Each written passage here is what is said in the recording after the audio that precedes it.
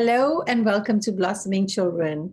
Today, I am absolutely delighted and thrilled to have a conversation with an inspiring young yuva, and I can't wait to talk to her. So please join me in welcoming Meghna to Blossoming Children. Meghna, will you take a few minutes and introduce yourself, please? Hi, my name is Meghna. I am 16 years old and I live in the San Francisco Bay Area. I was born into Sahaj as both of my parents practice it, and I'm really excited to talk to you guys. Great, great, great. So tell us a little bit about yourself. You said you are 16. What grade are you in? Where do you go to school? Tell us a little bit more about yourself. Yeah, so I'm a rising senior in high school and I go to school in San Ramon. And in my free time, I really like to play the flute and play the bansuri. The bansuri, wow. So is it very different when you play the flute? Is the flute like a silver flute and then the bansuri, is it different? Yes. So I've been playing the silver flute for a few years, but I picked up the bansuri and I would say that the Bond series is a lot more meditative. It allows me to go into thoughtless when I play it, so it's really Uh-huh. enjoyable. Yeah, that does sound so nice. It does have a very beautiful sound. So you said you're in the Bay Area. Have you always been in the Bay Area?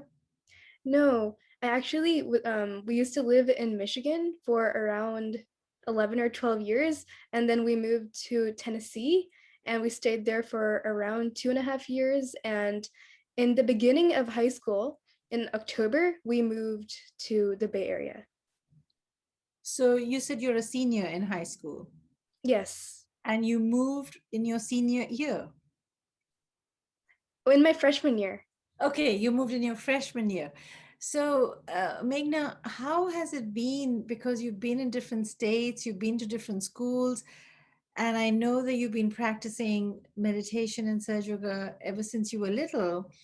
Was that hard moving states and elementary and joining a new high school in a different state? Yes, it was hard. Initially, moving from Michigan to Tennessee was really difficult because I was so close with the collectivity in Michigan and I had such great friends. I'd been living there for 12 years, and suddenly moving in middle school was really difficult. And something that really helped me was music and also Sahaj Yoga because it kept me grounded, and the connection with Shri Mataji was something that never really changed, no matter what state I was in, no matter how many friends I had. It was something that I always had, and it was something I could always count on. So whenever I was feeling lonely or something, I always knew that I really wasn't alone. And the first move was difficult, but then moving from Tennessee to here wasn't that bad, but it still was a little on the challenging side because it was moving during high school. Yeah, yeah, I can only imagine because high school, even when you are settled and have friends, can already be challenging. So you mentioned that you stayed grounded and music was your go-to. What is your normal meditation routine? Like, how do you do this for yourself? Because I know so many kids, when they get to the teenage years, they just don't have time for this and they don't make time for it because they don't find any benefit out of it. I'm guessing that's the big reason that there's not a direct connection. So, what do you do on a daily basis? How do you help yourself? Um, yeah. I by no means am perfect, but I can tell you what I do in a day. So I always think that uh, augmenting the meditation so that it helps you is always a great thing, because for example, if I'm really stressed because I have a test or something of the kind, I might be on the right side, so doing a foot soak with cold water or using an ice pack might be a great solution. Or maybe if I'm feeling a little under the weather after a long day with school, maybe I would do a lukewarm foot soak, or I might do some candling. So I always try to first start out with basic balancing and first getting into the state of meditation. And once I'm there, I try to do things that can help cleanse myself. Like what? Give us some examples of what that might be. Yeah, so for example, if I'm right sided, I might do the cold water foot soak and I might read the Sri Hanuman Chalisa. I might meditate with my left hand towards the sky. Just something like that that can get me back into balance. I might listen to Shri Mataji's talk, etc. Yeah, I really like the fact that you are actually experimenting with it and you're actually using the vibrations to guide yourself because it's a living process. And so I like the way you're framing it, that you're actually using it on a daily basis and you're applying it to see, okay, is it working? What do I need to change? Yes. Um, so, what were some big challenges in high school that you can, talk about? Maybe other kids face these challenges, and that was something in common, but you were navigating through it with a different support system that you have. Yes, for sure. One of the biggest things that really hit me was not just academics, because moving from a different standard from Tennessee to California, it's quite different. So academics were a little hard to get used to, but more than that, it was the social life, because Mhm. everyone already has their friends from middle school and from elementary school, and when you come and when you're new, when you join in like October of school, since school already started in like August, it's a little hard to make friends with people. And something I something that helped me was music, and also using the collectivity, because I started around that time to be involved in playing my flute for some children's realization programs in the center, Mm, and I would also help with actual the speaking part in those programs, and that really did help because the collectivity was like a family, mm, and it was always there for me, and being mm. closer with the collectivity helped me cope, I would say, with that Yeah, change. yeah. So I that makes sense that you had the support and it reduced the stress, but you also mentioned the social challenges. Do your friends know you meditate? Do you talk to them about it? Is it is it hard to make friends? Do you feel left out when they're doing social gatherings? Because high school, it's known for all the social space. How do you navigate that? Yeah, so I do talk about meditation with my friends sometimes, but most of them aren't really interested in meditation. I talk to them and I try to tell them about Sahaj Yoga, and they see I wear Shri Mataji's pendant no matter what, and they sometimes ask about that as well. And I would say that I try to talk to them about Sahaj Yoga, and I've tried to like get them to join these programs for teenagers for meditation, but I think most of them already do another type of meditation, so they're already sort of into that. And I would say really having a connection, strong connection with Shri Mataji and with the collectivity really did help me, because I understand that when you move somewhere, and even if you're already there or if you've been there for a few years, really getting connected with people your age can be difficult. And Mm-hmm. Sahaj Yoga can really help you be connected with yourself. And that really helped me. I think that's the key, isn't it? Really being at peace with yourself. I think that's really the key. And then you mentioned just now teenage programs. Are there teenage programs happening that you're joining? Not any that I'm joining, but I know there is something called Medita Teen, and then there are a few other ones for younger children. But other than that, I'm not too sure. But I know that there are programs for teenage people. Yes, good. It's good to have resources because I'm thinking, somebody listening who has teenagers at home or teenagers listening to it themselves, they can maybe reach out and get some groups if they can belong to, because I really feel social currency is huge when you're young, Yes. yeah, collectivity is huge, and you've referenced collectivity quite a few times. So I think it is huge. What are some things that your parents have done intentionally, or it just happened because that was part of the family when you were younger and growing up, that helped, establish your faith and connection to Shrimataji? What did you appreciate from your perspective? Yeah, from my perspective, when I was in Michigan, it was always like something that we would do when we would go to collectivity, when we would go to pujas. It was always like I would sit with another auntie or uncle during the collectivity. It was like you don't sit with your parents. And that really helped create such a strong bond between me and the other aunties and uncles. And as a kid, I would make mistakes and they would correct me. And it was just like they were really my aunts and uncles. Yeah. And their children would be like my sisters and brothers. We were like all siblings. So it was like a big family.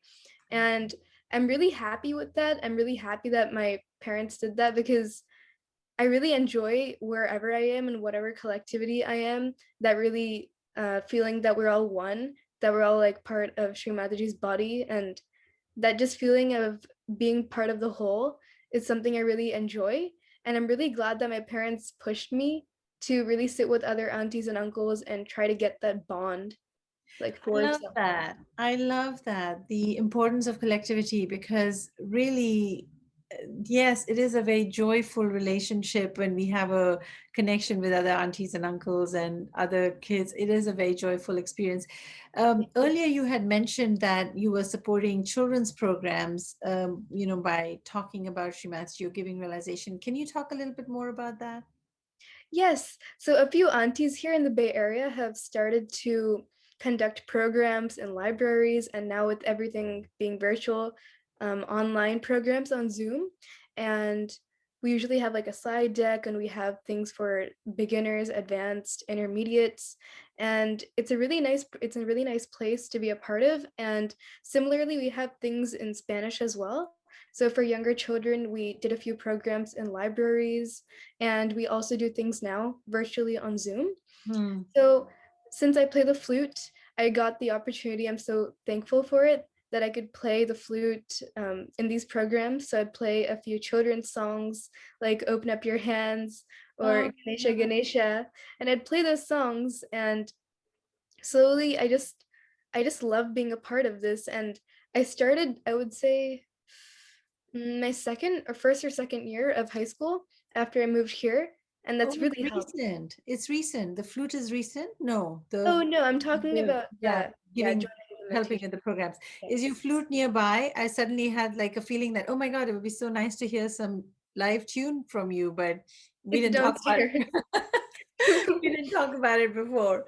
We could have done it otherwise.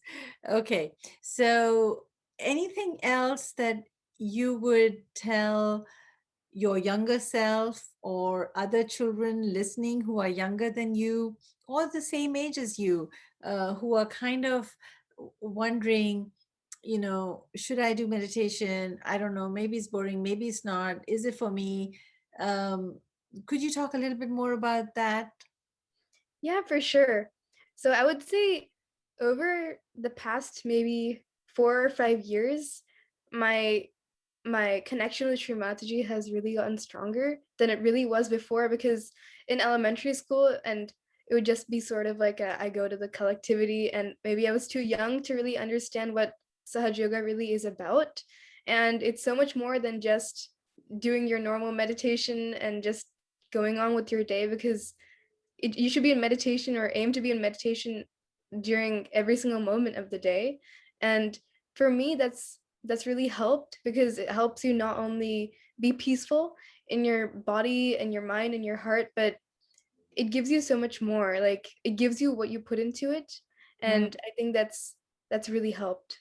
and have you found a way that helps you to stay thoughtless during the day? um, because while you're at school, I'm guessing you're doing Zoom right now. I'm not sure, are you in Yes. person or not? Yeah, so to stay thoughtless, I usually try to take my attention inside Mm, and just remember that, okay, I'm not a part of this. I'm just a witness. And I tell myself that, like, okay, don't react. And that brings me to another point, is that there is a big difference between um, our Sahaj way of doing things and how things are done in public schools, and even just schools in general that are not Sahaj. And it's really easy to react to things that you see when you see dressing style or attitude. There's so many things in these schools that Sahaj kids see that just don't align with Sahaj values. And practicing meditation and keeping a strong connection can really help you not really react to that, and just saying to yourself that I'm not a part of this. I'm not gonna react and stuff. I love it. So inspiring, so much wisdom. It is just such a joy to hear you talk. There's just such a sweetness. There's such a sweetness. You're welcome anytime. You're welcome to come back and share your wisdom. I think it's really sweet that you're sharing your perspective.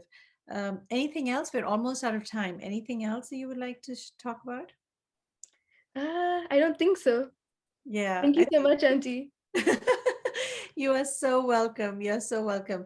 So, thank you everyone who has subscribed, liked, and sent comments. It is so gratifying to know that these little conversations are helpful and they are helping children to grow up in Sahajogis who, Sri Mataji can be proud of. And it's our little way of helping. Meghna, you said it really well. We're not perfect. None of us are perfect, and we're not trying to be perfect. It's just sharing from our perspective if it can help anybody else. So, thank you so much for joining. Oh, thank you so much, Auntie, for the opportunity. Yes, of course, of course. All right, bye for now. Until next time, Jai Shri Mataji. Tishumataji.